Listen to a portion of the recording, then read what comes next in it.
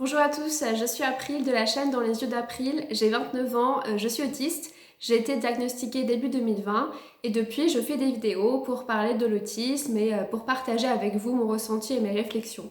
Donc aujourd'hui, je voulais vous faire une troisième vidéo retour diagnostic 4 mois après parce que j'ai plein de choses, en fait, il y a plein de réflexions qui me sont arrivées d'un coup et j'avais besoin de partager ces réflexions avec vous. Alors en fait, ça fait plus de 4 mois, ça fait 4 mois et demi, presque 5 mois, j'ai un peu triché. Mais je voulais pas attendre 6 mois et je trouvais que 5 mois ça sonnait moins bien que 4 mois. Donc voilà, on va dire que j'ai triché, ça fait 4 mois et demi. Alors pour résumer très brièvement, donc j'avais fait une première vidéo 2 semaines après le diagnostic où je disais qu'en fait j'étais un peu en état de sidération. J'avais du mal à y croire, donc j'oscillais entre je suis autiste, je suis pas autiste, c'est pas vrai, il y a dû y avoir une erreur. Et aussi l'impression de rencontrer une autre personne, de devoir m'approprier une autre peau. Donc 2 mois après, j'avais plus de doute quant au fait que j'étais autiste, j'étais plus affirmée, je me sentais plus mieux avec moi-même et par rapport aux autres, j'arrivais à me détacher du regard de l'autre, voilà, à pas leur en vouloir personnellement s'ils comprenaient pas ce que c'était que l'autisme, etc., etc. Alors où j'en suis après 4 mois? La première chose, c'est que je peux vraiment dire qu'après 4 mois, j'ai vraiment compris en quoi j'étais autiste. C'est-à-dire qu'au début, quand j'ai senti que j'étais autiste, je l'ai senti, c'est-à-dire que c'était une intuition que je ne pouvais pas vraiment expliquer par ailleurs. Hein, je l'ai senti lors du test de QI, j'ai senti que j'étais différente, que c'était plus qu'un fonctionnement HP. Ensuite, quand il y a eu la démarche diagnostique, où j'ai passé pas mal de tests, j'ai commencé à beaucoup lire des choses sur l'autisme, sur Internet notamment. J'ai commencé à beaucoup me renseigner sur l'autisme. Mais cette connaissance finalement très intellectuelle et universitaire, elle correspondait pas exactement à mon ressenti. J'arrivais pas trop à trouver le canal. Et là, je dois dire que j'ai eu un déclic fin avril où ça y est, j'ai réussi à trouver le fameux canal entre mon intuition et les connaissances un peu intellectuelles. Donc j'ai réussi à me détacher de ces connaissances et à me les approprier, à sentir en moi en quoi j'étais autiste, donc à intégrer en fait, à intégrer ce fonctionnement autistique chez moi. Donc j'ai vraiment vu, je me suis détachée un peu de ces généralités aussi parce que je trouve que parfois les termes qui sont utilisés, c'est pas trop dans la nuance. Et j'ai mis du temps, mais j'ai vraiment compris aussi dans ma vie et avec les autres en quoi je l'étais. Donc ça, c'est la première chose.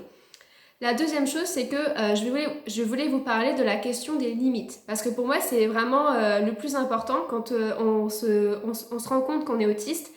Moi, au début, j'avais du mal à voir en quoi j'étais limitée. Alors, quand je dis limitée, c'est-à-dire que on est bien d'accord, on a tous des limites, on est tous limités. On n'est pas tous capables de faire les mêmes choses.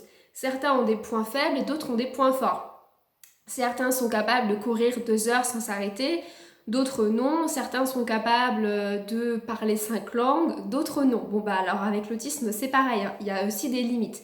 Et en fait, j'ai eu un événement au travail, quand j'ai repris le travail mi-mars, où je me suis totalement en fait confrontée à mes limites. C'est-à-dire qu'on m'a demandé de faire une chose et que je ne l'ai pas faite. Et ça s'est passé de manière automatique, c'est-à-dire que je ne me suis pas du tout rendu compte de ce que je faisais. Pour moi, c'était évident que je n'allais pas faire ça.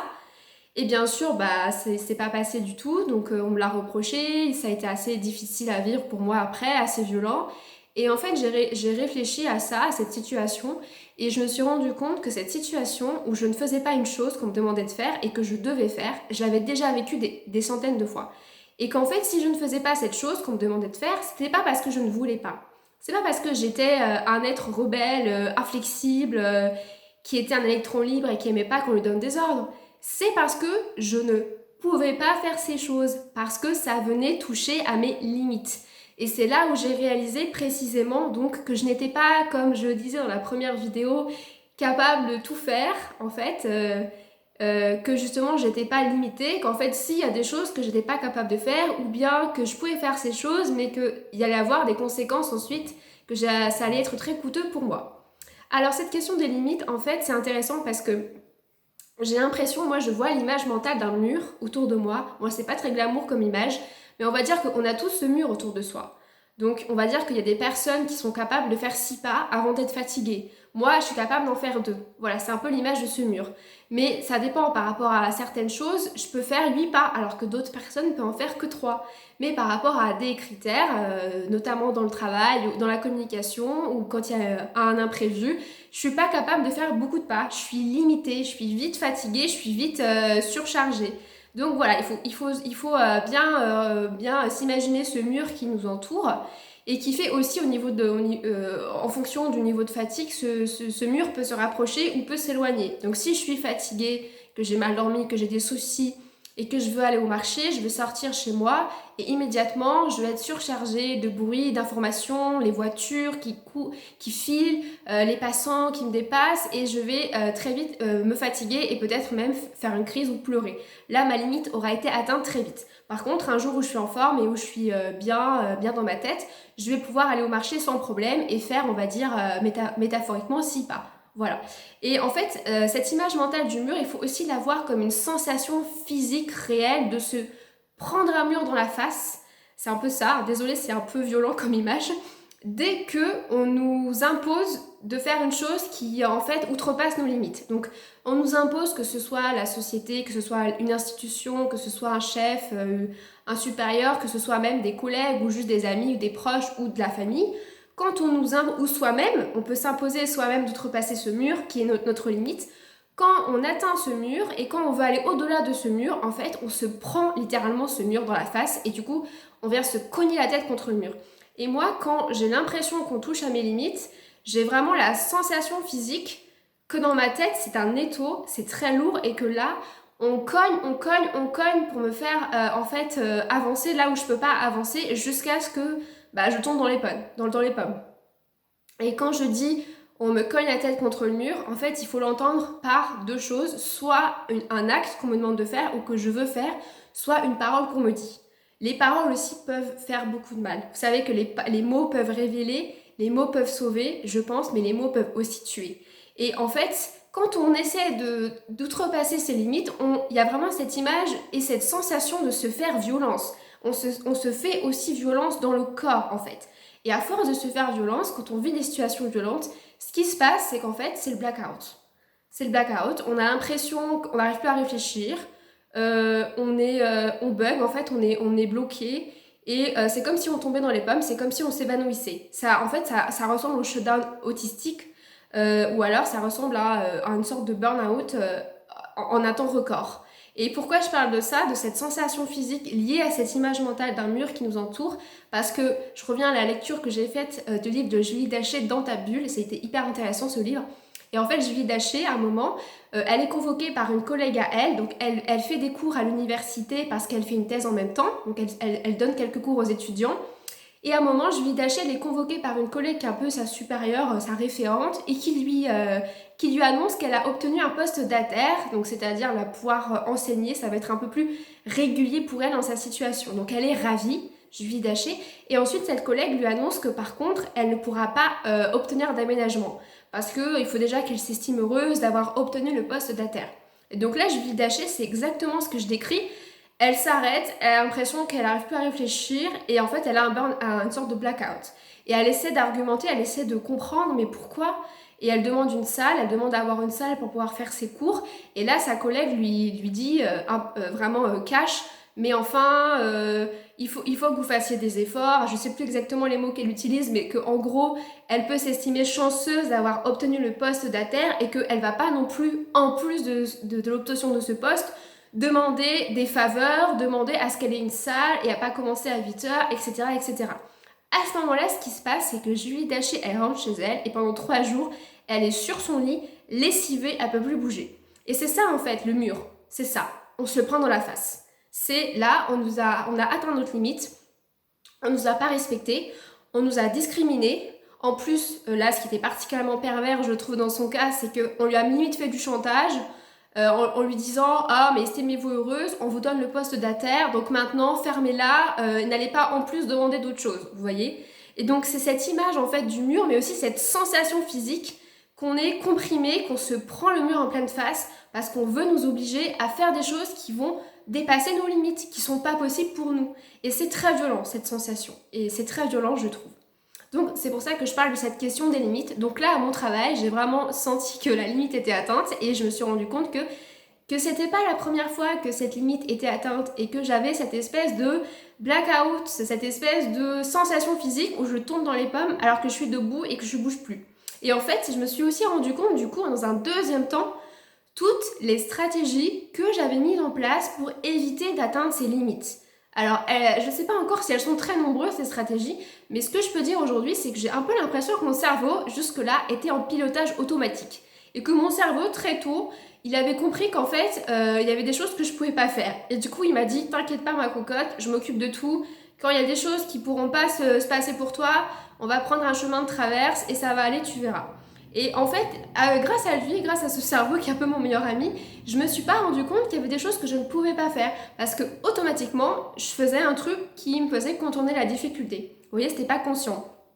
Par exemple, je me suis rendu compte très récemment que j'étais très gênée par les regards. Alors, quand je dis regard, c'est-à-dire surtout dans une foule, donc quand il y a énormément de monde en même temps, et qu'en fait je découvre une foule tout d'un coup et que la foule me remarque et donc me regarde, c'est extrêmement anxiogène pour moi et c'est extrêmement agressif. J'ai vraiment l'impression que tout le monde me saute dessus en même temps. Donc vous pouvez bien vous douter que les cours d'école, c'était pas vraiment ma tasse de thé, les cours de récréation, c'était pas vraiment mon fort, et que là encore, mon cerveau, il avait tout fait pour me protéger, et du coup, il m'avait dit, c'est très simple, tu vas arriver la première sur la cour, comme ça, tu seras pas envahi d'un coup par tous ces regards. Ou bien, quand j'étais au collège, je faisais ça, tu vas arriver au moment de la sonnerie, comme ça, quand ça sonne, tu vas te mettre à ta place, là, tu vas retrouver tes copines, tu vas attendre que le prof arrive et vous amène dans la salle de classe et ça sera facile. Et c'est ce que j'ai fait tout naturellement, sans jamais me rendre compte qu'en fait, c'était une véritable agression pour moi que d'arriver d'un coup dans une cour d'école et que j'avais mis en place toutes ces stratégies. Voilà. La deuxième chose aussi au niveau de ces stratégies, c'est quand je ne voyais pas mes amis parce qu'en fait, j'étais très fatiguée, j'avais pas les ressources. Là encore, mon cerveau n'allait pas dire ça, n'allait pas, en tout cas moi, j'allais pas me dire à moi-même, si je ne veux pas voir mes amis, c'est parce que je suis épuisée. Parce que ça, dans ma tête, c'était pas possible, je pense. Enfin, j'arrivais pas trop à comprendre et à l'entendre. Du coup, je me disais plutôt, si je ne veux pas voir mes amis, c'est parce que j'ai pas envie de les voir. C'est parce que je préfère faire mes passions dans mon coin, ce qui était le cas, ce qui était vrai. Mais il y avait autre chose derrière. Il y avait aussi que j'étais limitée. C'est-à-dire que passer 3 heures avec ses amis, en tout cas ce jour-là, c'était tout simplement pas possible. J'avais pas les ressources. Mais là encore, j'ai trouvé une stratégie. Et en fait, c'est assez curieux de se dire que moi, je pense que dès la fin maternelle, j'ai tout de suite compris que j'avais intérêt à masquer. Que j'avais intérêt à ne pas montrer mes difficultés, à ne pas montrer qui j'étais et ce dont j'avais besoin. Et j'ai adopté cette stratégie jusqu'à maintenant. Et en fait, mon cerveau a très bien compris ce qu'il fallait qu'il fasse pour me sortir de certaines situations et aussi que j'avais pas intérêt à me mettre en avant et à montrer que j'étais différente. Et à cause de ça, toute ma scolarité, j'ai été un peu l'élève invisible, quoi. Je me suis pas du tout montrée moi-même, je me suis pas du tout extériorisée parce que je pense que j'avais trop peur que ma différence se voit. Donc c'est un petit peu triste en quelque sorte. Il y a aussi autre chose par rapport à ces limites, c'est donc les fameux critères diagnostiques. Au début, j'arrivais pas trop à m'identifier à ces critères, et notamment quand on me disait oui, vous intellectualisez tout, vous réfléchissez à tout en amont.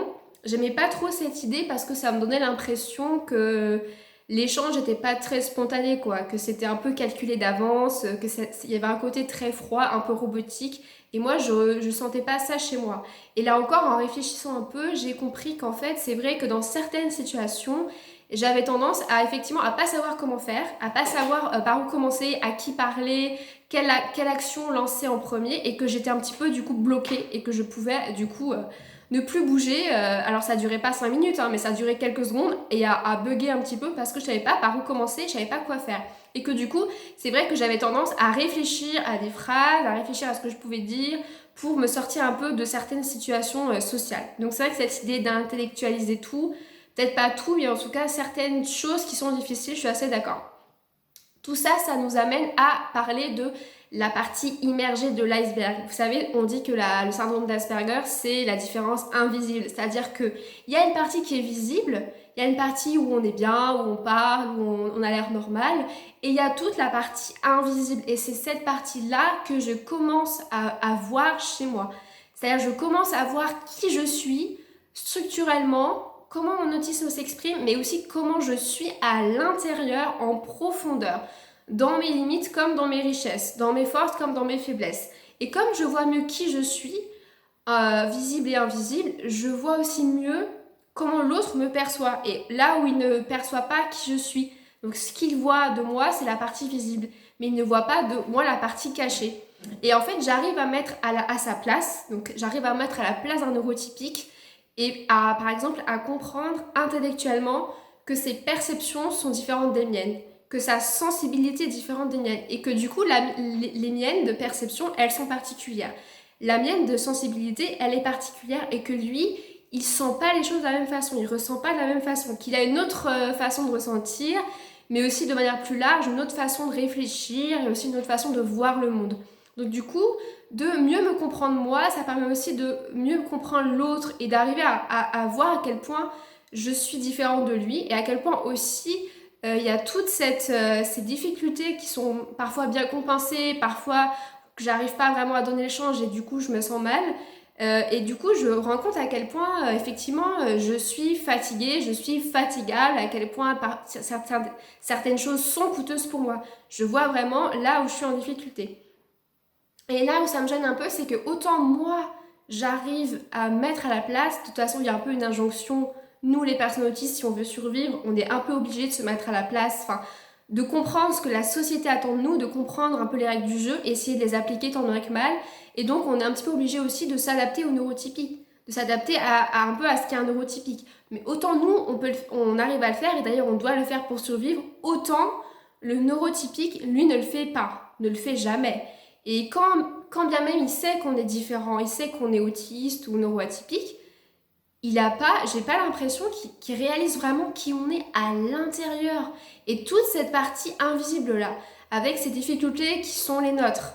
Et quand on parle de manque d'empathie, il faudrait savoir de quoi on parle. Parce que autant on dit que les autistes ont un manque d'empathie, parce que déjà on parle de quelle empathie, on ne sait pas trop, c'est plus l'empathie cognitive, autant je trouve que pour les neurotypiques c'est pareil, non? J'ai un peu l'impression que eux non plus, ils savent pas trop se mettre à notre place, ou en tout cas s'ils peuvent le faire, ils le font pas, parce que ils sont un peu fermés.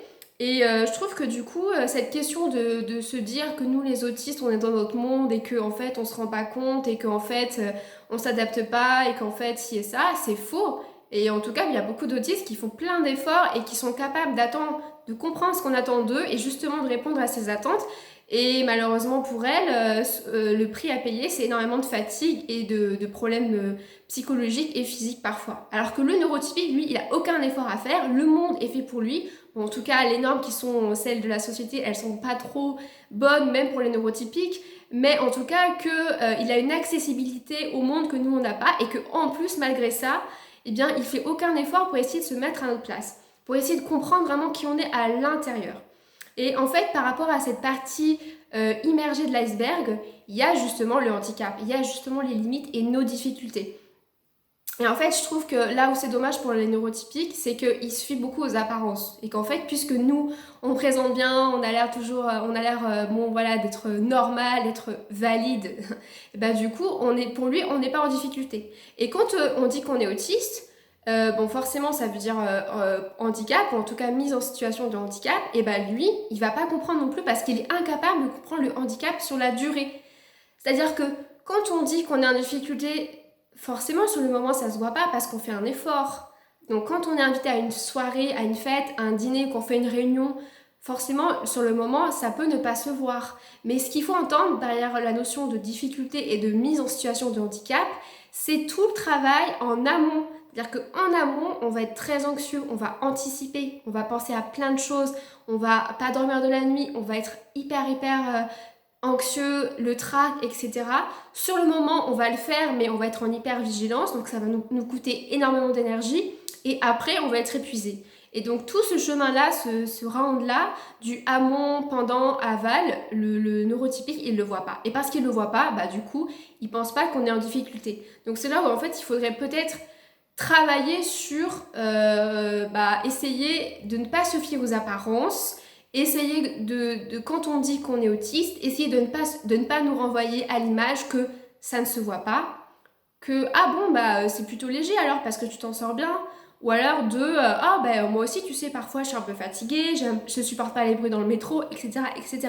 Parce que même si nous, on prend le métro comme un neurotypique et qu'on supporte ces bruits et après on va dehors et on supporte la foule et après on va dans une pièce, dans un magasin et on supporte à nouveau toutes les informations, etc.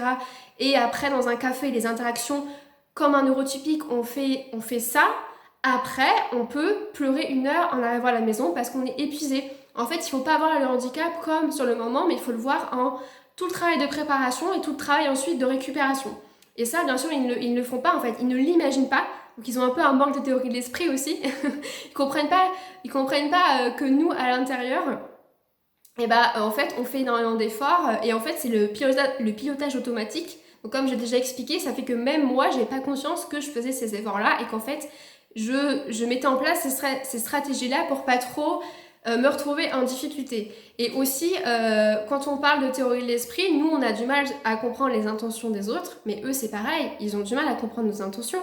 Faut bien reconnaître que, je sais pas, moi, quand on met une robe, pour nous, c'est parce qu'on a chaud, pour eux, c'est parce qu'on veut séduire.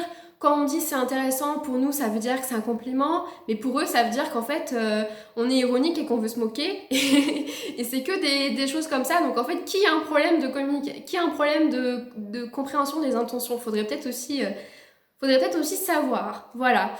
Donc tout ça pour dire qu'il y a un vrai travail d'éducation et de sensibilisation encore qui reste à faire parce qu'il y a des gros malentendus sur la notion du handicap, sur le handicap invisible et sur l'autisme et encore plus sur un autiste, l'autisme Asperger, donc plutôt l'extrémité du spectre. Et en fait, moi, ce que j'ai appris là avec le diagnostic, c'est de respecter mes limites, donc déjà de les voir, de les identifier, de les respecter et aussi d'être exigeante, mais non plus contre moi-même, donc c'est-à-dire d'être exigeante, de vouloir atteindre la barre, de vouloir mettre la barre très haute, pas cette exigence-là. Je suis exigeante pour mon bonheur, pour moi-même, et en fait je ne veux plus laisser des gens ou une société ou je ne sais n'importe qui outrepasser mes limites et me dire ce que je dois faire et ne pas faire. Ou me dire quelles sont mes limites, qu'est-ce que je peux faire et qu'est-ce qui est difficile pour moi de faire. En fait, c'est pas à eux de dire ça, c'est à moi de savoir, c'est à moi de l'identifier. Et c'est ça qui a changé, je trouve, pour moi. Donc j'ai beaucoup parlé de l'autisme vu comme un handicap et en fait maintenant je voulais parler de l'autisme vu comme une richesse parce qu'on présente souvent l'autisme comme quelque chose qu'on a en moins. La société elle peut voir l'autisme comme une tare, on le voit comme un trouble, d'ailleurs on parle de trouble du spectre autistique et moi bon, j'aime pas trop cette idée de trouble, je suis pas trop d'accord avec ça et en fait on présente jamais l'autisme comme quelque chose en plus, en tout cas pas souvent, on peut le faire mais c'est quand même assez rare je trouve. Et même au niveau des critères de diagnostic, de quoi on parle? Dans les critères, on dit qu'on a un déficit dans la communication, qu'on a un manque d'empathie, on a un manque de théorie de l'esprit. Donc c'est que des termes négatifs qui nous enlèvent des choses. Même le terme intérêt spécifique, je le trouve assez péjoratif. En fait, c'est pas des intérêts spécifiques, c'est des passions tout simplement. Et ces passions, en fait, c'est une richesse et ça nous permet de nous épanouir et de nous sécuriser. Donc c'est pas quelque chose de comme ça de rigide et de froid, c'est quelque chose qui est vraiment lié à notre émotionnel, je trouve. Et en fait, ces critères déjà, je les trouve très larges, je les trouve très déshumanisants. Ça me donne l'impression d'être un robot, un ordinateur qui aurait pas téléchargé tous les logiciels, donc qui est un peu défaillant. Et en fait, je trouve que ces termes aussi sont très neurotypiques. Alors que les critères diagnostiques, en fait, c'est la façon dont les neurotypiques nous voient. C'est-à-dire comme des êtres en moins, comme des êtres qui dysfonctionnent, comme des êtres qui ont des déficits. Et en fait, moi, je ne vois pas du tout comme ça. Et je trouve que en fait, la façon dont on nous décrit dans le DSM, c'est qu'en fait, on oublie totalement la partie intérieure. C'est que la partie extérieure. Donc, c'est-à-dire, c'est que nous, par rapport aux autres, dans la communication, nous, par rapport donc au niveau de l'interaction, au niveau de la communication, mais c'est jamais nous tout seuls. En fait, nous tout seuls, on va très bien, il n'y a pas de problème, on n'est pas en situation de handicap. En fait, c'est l'autre et la société de manière plus globale qui nous met en situation de handicap. Mais dans le DSM et dans les critères, je trouve qu'on passe totalement à côté de qui on est à l'intérieur, de notre richesse, de notre complexité, mais ça c'est positif, de notre humanité aussi, de notre individualité. Et moi, je voulais rebondir là-dessus, sur cette notion de richesse et de force, pour dire quelque chose qui peut paraître très paradoxal, mais qu'en fait, je pense que si j'avais pas été autiste, je m'en serais jamais aussi bien sortie dans ma vie. Je peux me tromper, mais en fait, je trouve que j'ai cette capacité à me ressourcer dans la solitude, à me régénérer presque et à m'évader complètement grâce à mes passions, à être dans ma bulle comme on dit, quand bien même le monde autour de moi tombe totalement en ruine, quand bien même j'étais enfant dans une grande instabilité affective et familiale, et quand bien même ma famille dysfonctionnait. En fait, je m'en suis pas vraiment rendu compte, ou en tout cas, ça c'est normal parce qu'aucun des enfants, je pense, ne s'en rend compte sur le moment, ils s'en rendent compte plus tard. Mais non seulement je m'en suis pas rendu compte, mais en plus ça m'a pas atteint. Ça m'a pas atteint parce que du moment que j'avais une chambre à moi pour rêver et vaquer à mes occupations, bah, j'étais heureuse. Et en fait, quand on est autiste, je trouve qu'on se suffit à soi-même. On a besoin des autres, mais on peut avoir moins besoin des autres. Et je trouve que on est vraiment solide à l'intérieur de soi, qu'on peut vraiment compter sur soi-même pour se faire du bien, se réparer, se régénérer. Et que ça, c'est un précieux atout, c'est une force vraiment très très précieuse. Et parce que sans doute j'ai rêvé, j'ai imaginé que moi j'avais une enfance tranquille, bah, j'y ai cru. En fait, le rêve est devenu plus fort que la réalité. Et parce que le rêve a pris plus de place dans ma vie, bah en fait ça m'a complètement ça m'a sauvée presque. Et par rapport à ce bonheur justement que j'ai cru vivre, enfin que j'ai dû vivre hein, vraiment, puisque j'étais heureuse à être moi-même dans ma bulle, avec mes passions, mon imaginaire, je voulais parler aussi de la question de l'inflexibilité mentale. Oui, c'est ça. C'est-à-dire que les autistes, souvent, ils ont du mal à passer d'un état à l'autre. Et par exemple, quand on dit quelque chose de douloureux, ça s'imprime longtemps en nous. On souffre et on a mal longtemps en nous. Mais pour le bonheur, c'est pareil. Et je trouve que quand on est heureux, eh bien, c'est pareil, ça reste longtemps en nous. Quand on se sent heureux, on met plus de temps avant de changer d'état. Paradoxalement, on capte plus longtemps aussi les bonnes choses du fait de notre sensibilité et de notre sensorialité. On a vraiment accès au plaisir, justement parce que nos sens sont décuplés et qu'on a aussi plus longtemps que les autres peut-être du plaisir pour des choses et une capacité à s'émerveiller de plein de choses parce qu'on ressent de manière très intense le monde, la nature, les sons, les bruits, les odeurs, je ne sais pas. Donc ça, c'est des précieux atouts. Et qu'en fait, on voit le monde avec peut-être plus de douleur, mais aussi plus de beauté. Et en fait, qu'on voit aussi la beauté du monde, qu'elle nous saute aux yeux, alors qu'une personne qui n'a pas la même sensibilité, la même sensorialité que nous, elle passera totalement à côté de ça. Et qu'on est riche à l'intérieur, je crois. Qu'on a une force, mais qu'on est riche aussi, on est riche de plein de choses. Et on a la chance aussi, ça c'est le deuxième point, de savoir qui l'on est plus tôt. Parce qu'on craque plus tôt aussi, parce que la société n'est pas adaptée, on a aussi plutôt la possibilité de faire un travail d'introspection et de savoir vraiment qui on est. À travers le diagnostic aussi, d'avoir la chance de savoir ce qu'on veut et ce qu'on attend de nous dans notre vie. Alors qu'une personne neurotypique, peut-être, elle pourra tenir toute sa vie et elle n'aura jamais accès à elle-même. Enfin, ça me paraît fou de dire ça, mais c'est peut-être possible que des gens, ils font jamais, en fait, ils évitent toute leur vie qui ils sont. Ils évitent toute leur vie de plonger en eux-mêmes pour savoir vraiment ce qu'ils ont vraiment envie, ce qui les rend vraiment heureux. Et c'est triste, alors que nous, je trouve que on est quand même assez tôt dans l'introspection et qu'on est capable du coup d'être vraiment finalement plutôt que les autres, d'être dans un bon, dans notre centre plutôt dans notre axe. Enfin, je voulais aussi parler, pour finir, de la capacité à encaisser les situations d'urgence. En fait, autant moi, je peux pleurer quand il s'agit d'aller à la boulangerie ou de ramasser mon courrier ou de répondre au téléphone, autant je peux me rendre malade pour ces petites choses du quotidien qui peuvent paraître minimes, autant c'est la guerre, pas de problème, j'ai un plan. C'est-à-dire que j'ai une capacité de trouver des solutions, j'ai une capacité de garder mon sang-froid dans des situations extrêmes, de savoir exactement ce que je dois faire, d'être pragmatique, efficace, à rationaliser, qui est, je trouve, un vrai atout. Je sais pas si ça vous fait ça aussi, mais je trouve que, en fait, comme on est tout le temps en hypervigilance, on a appris, on est surentraîné aux situations de crise. Et que du coup, quand une vraie crise arrive, cette fois, on sait quoi faire. Parce qu'on passe notre vie à vivre, à être en difficulté, on passe notre vie à surmonter des difficultés. Et qu'en fait, pour nous, je trouve qu'on ne fait que ça et que tout est au même niveau. C'est-à-dire que moi, j'ai aussi peur d'aller à la boulangerie que, je ne sais pas moi, peut-être de traverser un champ de bataille, enfin peut-être pas, mais en tout cas, ça va être à chaque fois la même épreuve pour moi. Et que du coup, quand il y a vraiment quelque chose de dangereux qui se passe, bah, je me retrouve, je sais pas, dans une espèce de force intérieure. Et je voulais aussi dire que c'est un peu bizarre, mais j'ai réfléchi que quand j'étais plus jeune, je disais souvent à mes amis, avant de savoir que j'étais autiste, que j'avais plus peur d'aller à la boulangerie que de partir toute seule à l'autre bout du monde. Donc ça révèle deux choses, je trouve. C'est pour vous dire à quel point les situations sociales, elles sont anxiogènes, mais aussi à quel point finalement, j'ai une force incroyable et qu'en fait je suis capable de prendre l'avion toute seule, d'organiser un voyage, de trouver un logement, de choisir un pays, de choisir un itinéraire et d'organiser tout ça dans ma tête et de le faire. Donc c'est pour vous dire que je pense que c'est pas donné à tout le monde d'être autiste. Hop, il y a ma caméra qui s'enlève un peu. Et pour finir, je pense que nous, en fait, les autistes, on sait prendre des risques. On n'a pas peur d'être soi-même et on n'a pas peur de vivre. On est capable d'affronter ses émotions.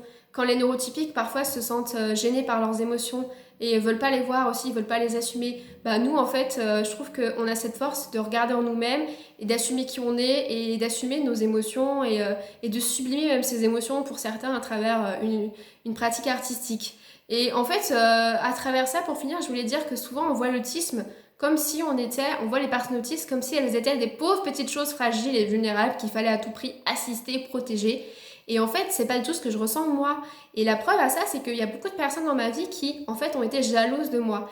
Il y a beaucoup de personnes qui, en fait, ont cherché à me porter atteinte et préjudice. Et je me dis, pour que autant de personnes aient voulu faire ça, c'est que je devais vraiment, de l'extérieur, renvoyer beaucoup de force et renvoyer que j'avais beaucoup de ressources. Et en fait, c'est ça que je voulais vous dire pour finir, c'est que l'autisme est aussi un super pouvoir. Même si c'est pas facile tous les jours, je suis d'accord avec vous, mais je pense qu'on a aussi vraiment des atouts, que ces atouts, ils sont pas vrais, peut-être vous n'en avez pas vraiment conscience, mais vraiment faites-vous confiance et dites-vous que vous avez la capacité d'être heureux profondément, de ressentir la vie, le monde, d'une façon tellement riche, tellement unique, tellement belle, et que voilà, il faut profiter de de toutes ces belles choses qu'on a en nous. Voilà pour ce retour diagnostic. J'espère que ça vous a plu, que ça vous a permis de vous reconnaître et que vous avez des choses à ajouter dans les commentaires. N'hésitez pas. Je vous remercie de m'avoir écouté pendant 31 minutes. Allez, ciao, bye bye.